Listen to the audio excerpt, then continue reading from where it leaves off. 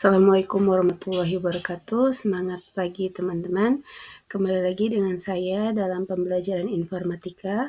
Kali ini kita akan membahas materi tentang pemrograman, yaitu pemrograman Scratch. Mungkin dari teman-teman semua ada yang sudah tahu apa itu Scratch, ada juga yang belum tahu. Tapi sebelum kita semua membahas tentang Scratch, alangkah baiknya kita tahu dulu tujuan pembelajaran kali ini. Yang pertama yaitu kita bisa memahami apa itu Scratch. Yang kedua, mengetahui fitur-fitur utama yang ada di dalam Scratch. Dan tujuan yang ketiga yaitu membuat proyek sederhana menggunakan Scratch. Nah, apa itu Scratch? Scratch merupakan suatu pemrograman visual berbasis blok yang sangat memudahkan terutama bagi pemula untuk belajar Scratch. Scratch sendiri bisa kita gunakan untuk membuat animasi, permainan, serta cerita interaktif. Selain itu, Scratch memiliki kelebihan yang pertama, antarmuka yang mudah untuk kita pahami, kemudian cocok juga untuk pemula sebagai pengalaman coding, mendukung pembelajaran logika pemrograman dan dapat digunakan secara gratis karena bisa kita download. Kemudian ini merupakan salah satu komunitas online untuk berbagi sebuah proyek. Baik teman-teman, Scratch sendiri memiliki komponen utama. Yang pertama yaitu panggung atau stage. Stage ini digunakan untuk area melihat hasil karya kita dalam membuat games atau permainan lainnya di dalam Scratch. Kemudian yang kedua ada sprite. Sprite ini adalah karakter atau objek yang dapat kita gunakan untuk membuat animasi. Karakternya sudah ada, sudah disediakan oleh Scratch, tinggal kita pilih mau karakter berbentuk orang, hewan, dan lain sebagainya. Kemudian ada blok. Blok itu perintah visual yang disusun untuk membuat program. Jadi di dalam blok juga nanti ada banyak sekali perintah-perintah yang bisa kita gunakan. Yang terakhir ada yang namanya script area. Script area ini tempat untuk menyusun blok menjadi kode. Jadi disusun seperti puzzle. Nah, tadi yang sudah kita bahas, itu ada yang namanya block area. Ya, jenis-jenis blok di dalam Scratch, yang pertama ada yang namanya motion. Motion itu untuk mengatur gerakan sprite.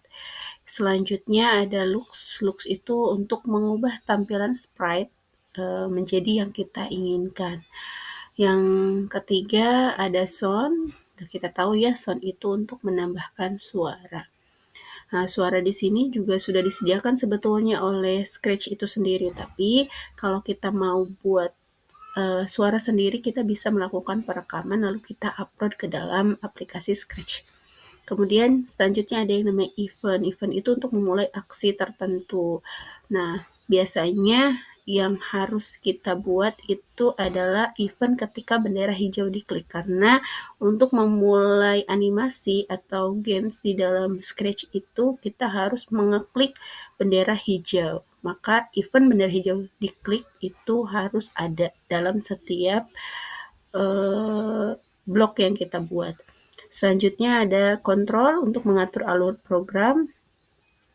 Kontrol ini bisa kita lakukan forever atau sebagainya. Nanti kita akan bahas lebih jauh tentang kontrol ini. Selanjutnya ada sensing. Sensing itu interaksi antara sprite atau dengan pengguna. Contohnya misalnya kita mau berikan perintah untuk mengisikan nama. Itu nanti fungsinya ada di sensing. Selanjutnya ada operator. Operator ini digunakan sebagai operasi logika dan matematika. Misalnya kita mau bikin kuis tentang penjumlahan perkalian. Nanti ada fungsi-fungsinya di dalam operator. Selanjutnya yang terakhir ada yang namanya variabel. Variabel ini untuk menyimpan data yang kita buat. Nah, bagaimana sih mungkin teman-teman bertanya-tanya. Terus bagaimana nih cara mengakses Scratch itu sendiri? Nah, Scratch itu tadi sudah kita bahas di awal slide bahwa Scratch bisa kita gunakan secara gratis. Karena untuk menggunakan Scratch kita punya dua cara. Yang pertama melalui website, yaitu di http://scratch.mit.edu. Nah, ini kita gunakan secara online. Cukup kita login pakai akun kita, kita langsung bisa menggunakannya secara online. Tapi kalau kita pengen menggunakannya secara offline, kita bisa download atau unduh di internet gitu.